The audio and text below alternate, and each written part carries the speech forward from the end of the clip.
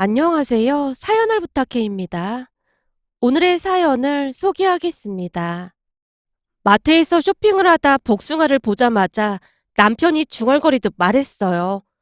엄마도 복숭아 엄청 좋아하시는데. 정말? 그럼 한 박스 사다 드릴까? 진짜 그래도 돼?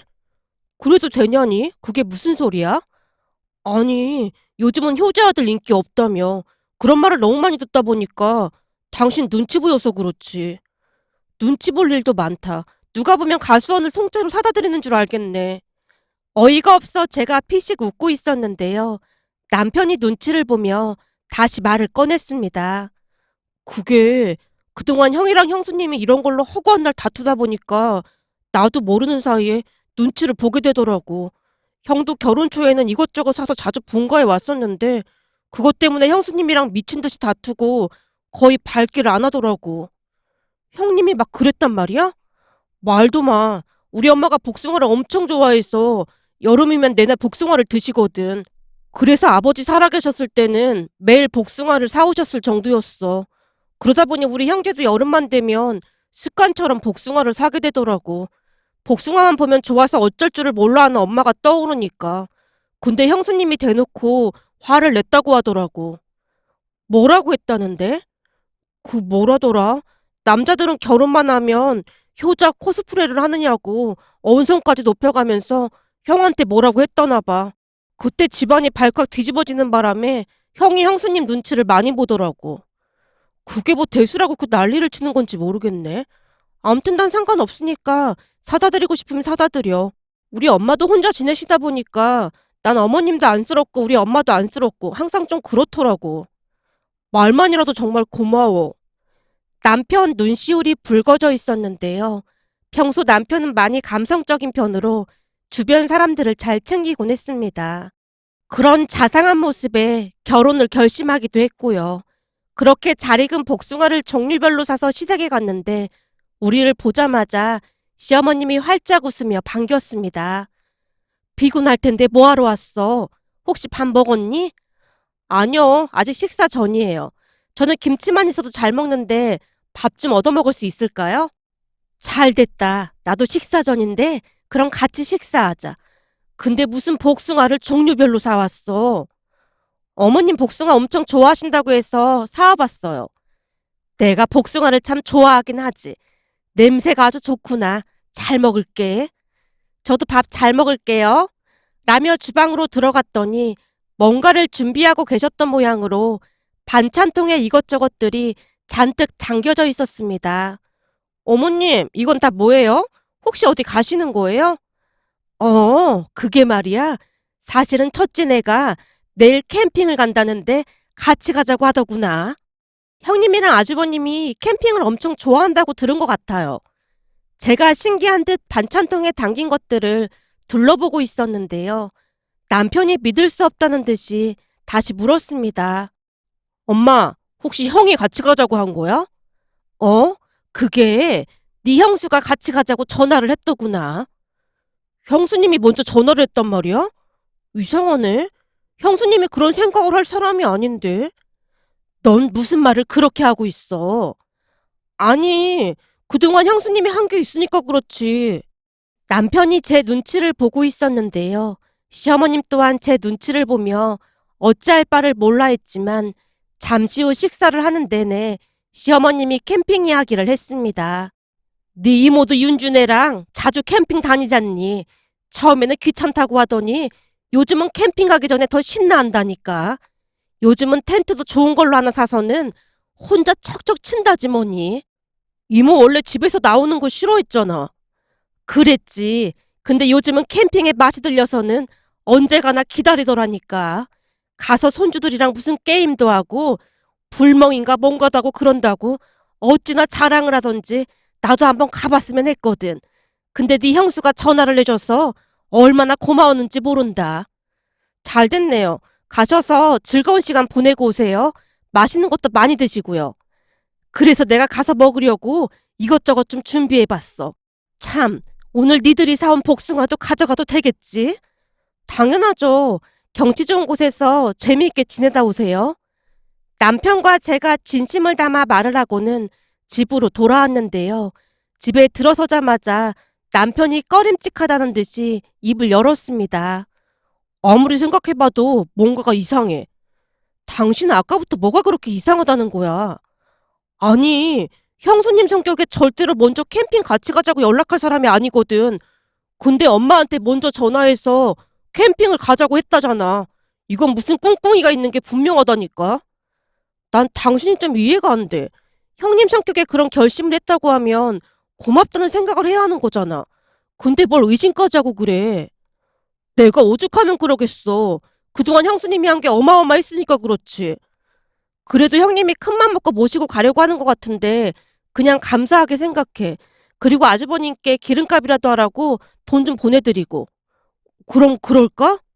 제 말에 남편이 아주버님에게 돈을 이체한 뒤 전화를 해서 고맙다는 말까지 했는데요. 통화를 끝낸 남편이 웃음을 참으며 말했어요. 형도 형수님이 엄마한테 전화해줘서 아주 기분이 좋은 모양이야. 목소리에 힘까지 들어간 거 있지? 좋으시겠지. 아주버님도 어머님 혼자 계셔서 영 마음이 편치 않을 것 같긴 해. 근데 형님이 먼저 어머님 모시고 캠핑 가자고 했으니 얼마나 좋았겠어? 라며 남편과 형님 칭찬을 얼마나 했는지 모르겠습니다.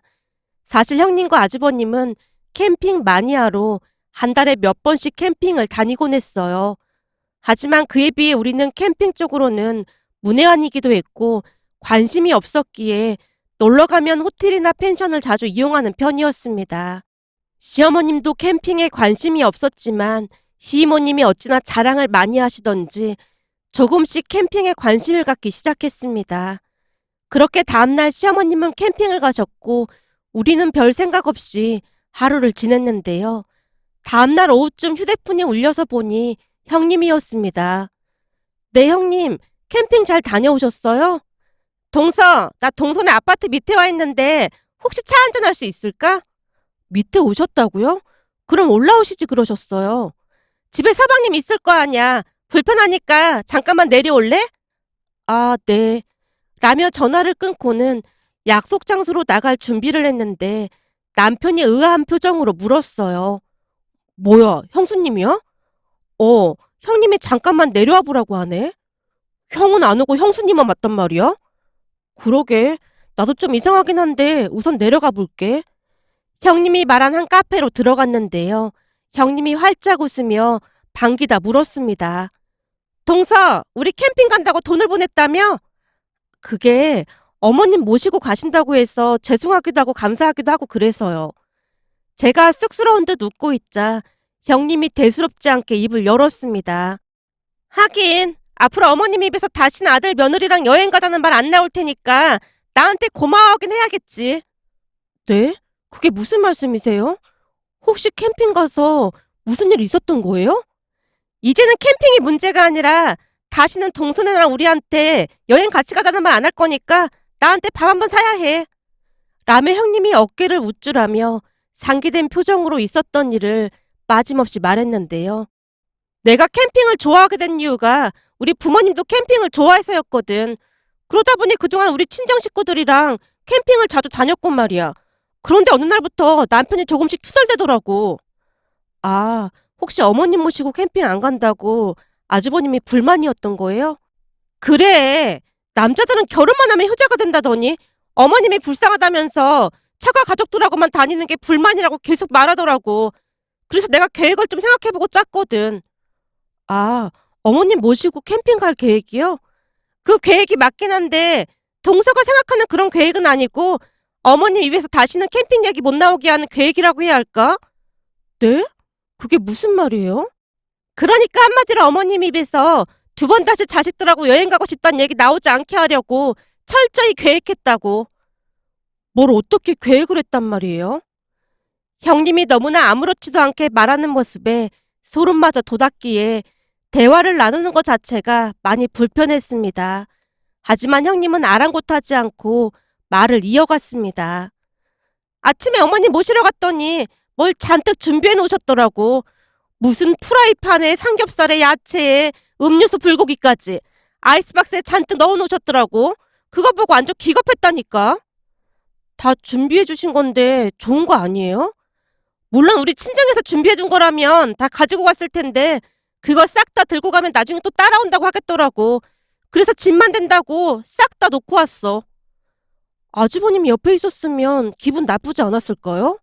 그러게 애초에 그이는 차에서 기다리라고 하고 나만 어머님을 모시러 올라갔지. 내가 다 놓고 가야 한다니까 나라 이름 표정을 지으시더라고. 그러게 왜 시키지도 않은 일을 하느냔 말이야. 그래도 어머님이 내내 설레는 마음으로 준비하셨을 텐데 마음이 좀 안 좋네요. 형님의 말을 들으면 들을수록 시어머님이 얼마나 서운한 마음이었을까 싶어 저도 모르게 긴 한숨을 내쉬었는데요. 형님이 그런 저를 나무랐습니다. 동서, 정신 차려. 그런 거 봐줬다가는 한도 끝도 없다니까. 아예 처음부터 싹을 싹둑 잘라버려야 하는 거야. 암튼 갔는데 우리는 서준이 하준이랑 놀고 있었고 어머님은 혼자 텐트에 앉아 있었거든. 근데 종일 TV도 없이 그러고 있으려니까 얼마나 심심했겠어. 거기다 어제는 전부 즉석밥에 햄이랑 김치 참치만 가져가서 내내 그거로만 밥 먹다가 저녁에 삼겹살 조금 구워 먹었거든. 그 와중에 어머님이 뭐라고 하시는 줄 알아? 모닥불은 안 피우냐고 묻더라고. 그래서 귀찮게 뭐하러 피우냐고 뭐라고 했더니 표정이 안 좋으시더라고. 캠핑은 모닥불인데 많이 아쉬우셨겠어요. 그래야 다음부터 따라간다는 말을 절대 안 하지. 암튼 그 뒤에는 모기 때문에 힘들다고 아주 난리도 아니시더라고. 어머님이 주무실 텐트가 없어서 오래된 거 드렸는데 그거 마침 버리려고 했던 거였거든. 그래서 내가 어떻게 했는 줄 알아? 순간 형님이 말을 멈추고 주변을 두리번거리다가 다시 말을 이어갔습니다. 교묘하게 텐트를 찢어놨어. 그랬으니 그 안으로 모기가 얼마나 들어갔겠어. 아마 밤새 한숨도 못 주무셨을걸. 결국 다음날 새벽부터 우리 깨우더니 빨리 집에 가자고 난리도 아니었다니까. 아마도 다시는 같이 여행 간다는 말 안 하실 거야. 네? 일부러 어머님이 주무실 텐트를 찢었단 말이에요? 형님, 아무리 그래도 그건 너무 심한 거 아닌가요? 내가 심하긴 뭐가 심하다는 거야? 그냥 같이 가기 싫다고 하면 되는 거잖아요. 그럼 그이가 계속 서운해한다니까. 그리고 어머님이 알아서 안 따라간다고 해야 하는 게 맞는 거지. 눈치가 없어도 너무 없는 거 아니냐고. 형님, 제가 웬만하면 형님 편 들겠지만 이건 진짜 아닌 것 같네요. 동서, 나한테 고맙다고 하지 못할 망정 대체 왜 이러는 거야? 아까부터 대체 뭐를 고마워해야 한다는 건데요? 그야 당연한 거 아니겠어? 내가 이번 점에 확실하게 해놨으니까 앞으로 동산에도 어머님 모시고 같이 다닐 일 없을 건데 당연히 고마워해야지. 형님이 오히려 한심하다는 듯이 제게 말했는데요. 형님의 생각에 전혀 동의할 수가 없었기에 제가 쏘아붙였습니다. 형님, 제가 진짜 궁금해서 물어보는 건데요. 형님도 아들만 둘이잖아요? 뜬금없이 그건 왜 묻는 거야?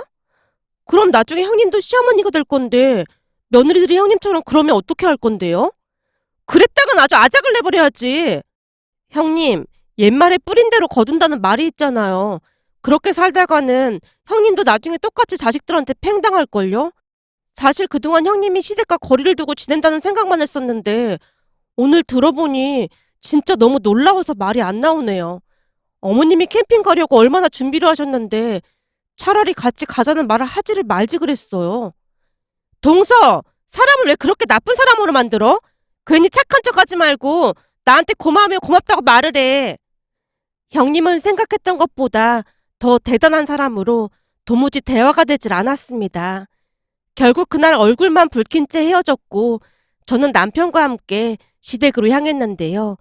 시댁에 가서 시어머님을 뵙자마자 놀라서 말이 나오지 않았습니다.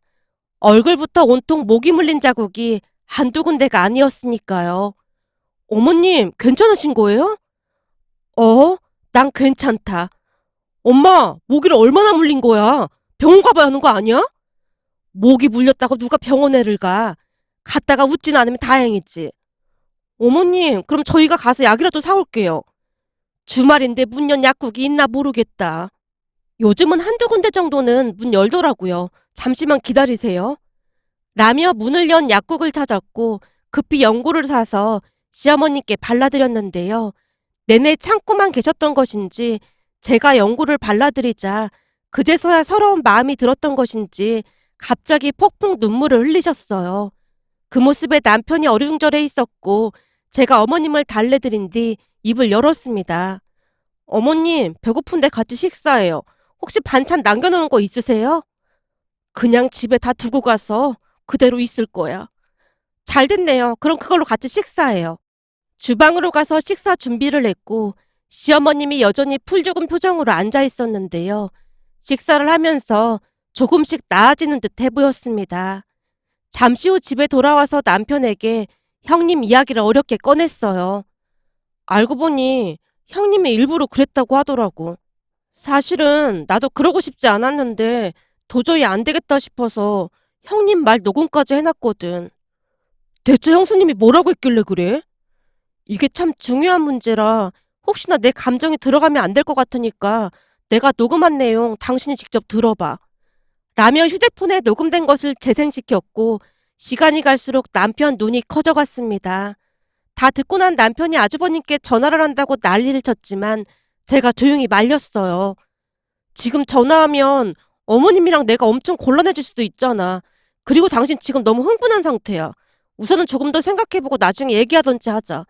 그래서 내가 곰곰이 생각해봤는데 사실 우리가 캠핑을 좋아하진 않지만 어머님 모시고 간혹 다녀와도 좋을 것 같아. 텐트도 요즘 치기 쉽게 잘 나온다고 하더라고. 당신 벌레도 있고 그래서 캠핑 질색하잖아. 이제 아줌마 됐는데 익숙해져야 하지 않을까?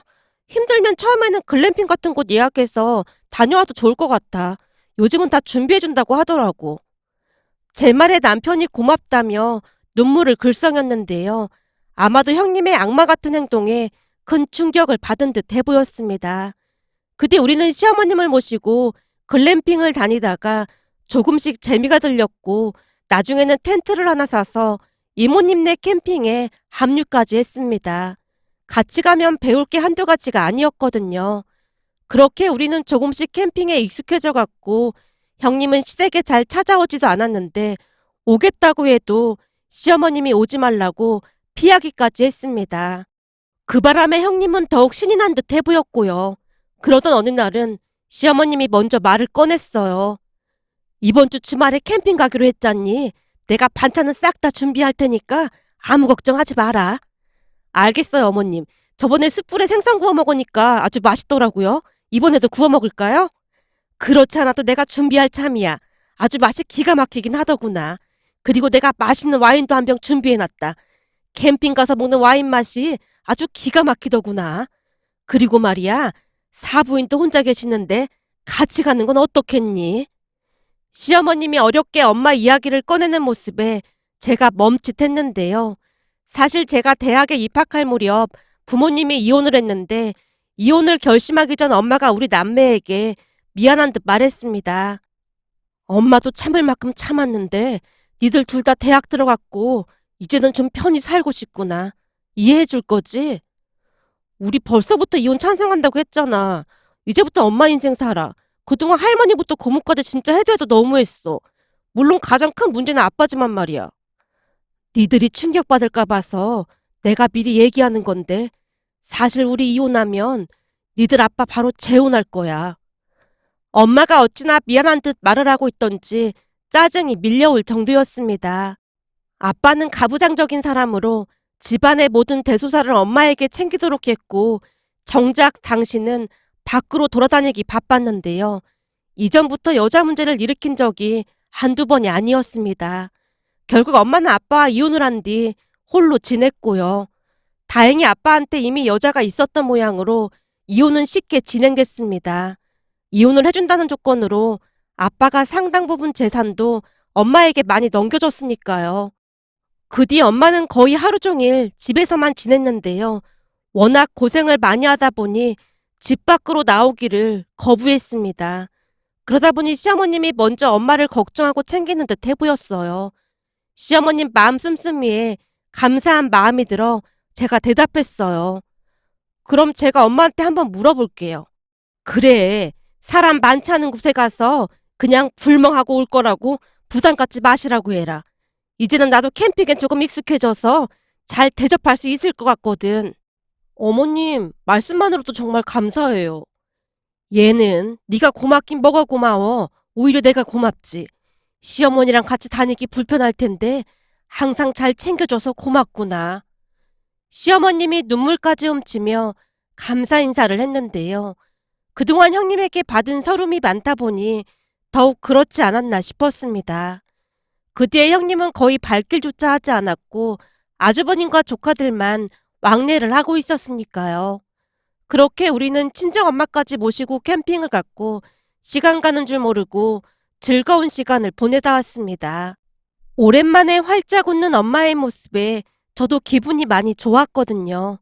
그 뒤 엄마도 같이 캠핑을 다니며 즐거운 시간을 보냈습니다. 그러던 중 제가 임신까지 되면서 집안에 경사가 겹쳤는데요. 임신 소식을 듣자마자 시어머님이 말을 꺼냈어요. 손주 태어나면 내가 봐줄 테니까 회사는 계속 다녀라. 네? 어머님께서요? 그 이 말로는 형님이 둘째 조카 봐달라고 했을 때 힘드시다고 하시면서 바로 거절하셨다면서요. 손주 보는데 당연히 힘들지 안 힘들 수가 있겠어? 어머니 힘드신데 그냥 저희가 알아서 할게요. 정 안 되면 제가 회사 그만둬도 되고요. 사부인한테 들어보니 너 회사도 힘들게 들어갔고 일하는 거 엄청 보람 있다고 했다며. 그러니까 계속 다녀. 내가 봐줄 테니까. 첫째가 봐달라고 했을 때는 내가 일부러 더 거절한 거야. 내가 무슨 호구도 아니고 필요할 때만 찾는데 나도 사람인데 들어줄 이유가 없잖니. 네? 호구요? 그래. 그때 내가 봐줬으면 완전 호구된 거 아니겠니? 그 성격에 나라 얼마나 부려먹었을 거야. 내가 안 봐도 훤해. 그리고 그 성격에 직접 봐야지. 다른 사람 손에 맡겨봐라. 이래라 저래라 얼마나 불만이 많겠니? 놀러 다닐 때는 친정 식구들이랑만 다니고 힘든 건 나한테 죄다 떠넘기겠다는 심보 자체가 아주 괘씸한 거 아니겠니? 시어머님도 이미 다 생각을 하고 계신 듯해 보였습니다. 그렇게 출산이 임박해지자 시어머님이 여러 가지를 도와주셨는데요. 산후조리원 비용도 보태주시면서 편히 조리하다 오라고 했거든요. 그러다 보니 산후조리 후 시댁에 들어가서 살게 됐는데 아무래도 육아휴직이 끝난 뒤 시어머님이 봐주기로 했기에 자주 얼굴을 보면서 익숙해지는 게 좋을 거라는 결정을 내렸어요. 그런데 나중에야 그 소식을 들은 형님이 쏜살같이 쫓아와서 따져 물었습니다. 어머님, 동서랑 저 대놓고 차별하시는 거 아니에요? 제가 부탁할 때는 절대 못 봐주신다고 딱 잘라서 말씀하셨잖아요. 그러는 너도 네 친정 가족들이랑 나랑 차별했잖니? 그래서 난 네가 다 이해할 줄 알았는데 뭐가 불만이라는 거니? 아니 그거랑 이거랑 어떻게 같을 수가 있어요? 이게 왜 다르다는 거니? 그래서 너는 캠핑 갔던 날 내 텐트를 일부러 찢어놨던 거니? 네? 설마 동서가 다 말한 거예요? 형님이 눈을 희번덕거리며 노려보는 모습에 제가 놀란 채 남편을 바라봤지만 남편도 모르는 일이라는 듯 고개를 절레절레 흔들고 있었습니다. 그 모습에 당황한 채 어찌할 바를 모른 채 있었는데요. 시어머님이 다시 입을 열었습니다. 왜? 내가 모를 줄 알았니? 그날 네가 라면 끓이라고 하길래 한참 라면 끓이고 있다가 뒤를 돌아보니 네가 텐트 뒤에서 뭔가를 하고 있더구나. 어찌나 땀을 삐질삐질 흘리면서 하고 있던지 뭘 하나 궁금했는데 나중에 가서 보니 텐트가 찢어져 있는 거 보고 어이가 없어서 말문이 막히고 몸까지 막 떨리기 시작하더구나. 내가 그렇게 싫었던 거구나라는 생각마저 들었거든. 저 그런 적 없거든요. 그래, 네가 그런 적 없다고 하면 별 수 없겠지만 당연하죠. 제가 설마 그런 미친 짓을 했겠어요? 여보, 어머님이 지금 착각하시는 거야. 나 진짜 그런 적 없어. 형님이 식은땀마저 흘리며 열심히 변명을 하고 있던 순간 남편 얼굴이 일그러지기 시작했고 결국 참고 있던 남편 형님에게 일침을 가했습니다. 형수님, 다음날 이 사람 만나서 다 말했다면서요. 녹음된 것도 가지고 있는데 내가 지금 형한테 보내줄 테니까 기다려봐. 아니 그게 무슨 말이에요? 녹음된 거라니요. 동서, 설마 그날 우리 대화 녹음했던 거야? 저기 아무리 생각해봐도 너무 심하다는 생각이 들어서요. 근데 지금까지는 아무한테도 말 안 하고 있었어요. 동서 진짜 무서운 사람이었구나. 형님이 펄쩍펄쩍 뛰다가는 도망치듯 황급히 뛰쳐나갔고 나중에서야 녹음된 내용을 들은 아주버님 얼굴이 말이 아니었습니다. 그 뒤 형님과 아주버님은 이혼 이야기까지 오가면서 힘든 시간을 보냈어요. 나중에는 형님이 시어머님께 무릎까지 꿇고 빌었지만 시어머님은 신경조차 쓰지 않았습니다. 그렇게 시간이 얼마나 지났을까요? 남편이 조용히 형님네 이야기를 꺼냈는데요. 형도 처갓댁에 발길을 끄는 모양이더라고. 그냥 각자 집안 알아서 챙기기로 했대. 그러다 보니 사돈 어르신 두 분이 형한테 찾아와서 괘씸하다고 멱살까지 잡은 모양인데 형이 이혼 서류까지 들이밀면서 이혼하겠다고 하니까 두 분이 갑자기 조용해지더니 그냥 가시더래. 그 뒤 형도 처가 일에 일체 관여하고 있지 않고 말이야. 그래서 이혼한다는 거야? 그건 나도 모르겠어. 근데 형 얼굴이 많이 안 좋아 보이더라고. 그때 형수님이 한 건 진도를 나가도 너무 나간 거잖아. 그래서 형 입장에서는 엄마한테 미안하기도 하고 이래저래 복잡한 것 같더라고. 암튼 더 지켜봐야 할 것 같아. 라며 긴 한숨을 내쉬었는데요. 시어머님은 TV만 볼 뿐 신경도 쓰지 않았습니다. 그때 아주버님만 본가에 드나들고 있고 큰 문제 없이 잘 지내고 있는데요. 문득 며칠 전 시어머님이 먼저 말을 꺼냈어요. 얘, 지훈이도 이제 꽤 컸는데 우리 슬슬 캠핑 갈 수 있지 않을까? 당연하죠. 그럼 다시 캠핑 다녀볼까요? 그래. 그럼 우리 다시 시작해보자꾸나. 라며 시어머님이 한박 웃음을 짓고 있었습니다. 그 모습을 보며 시어머님은 캠핑보다는 가족과 함께 추억을 만들며 그 모든 추억들을 소중히 간직하고 싶은 게 아닌가 하는 생각마저 들었습니다. 앞으로 양가 어머님께 효도하며 열심히 살아가겠습니다. 오늘의 사연은 여기까지였습니다. 즐겁게 보셨다면 구독, 좋아요 부탁드립니다. 고맙습니다.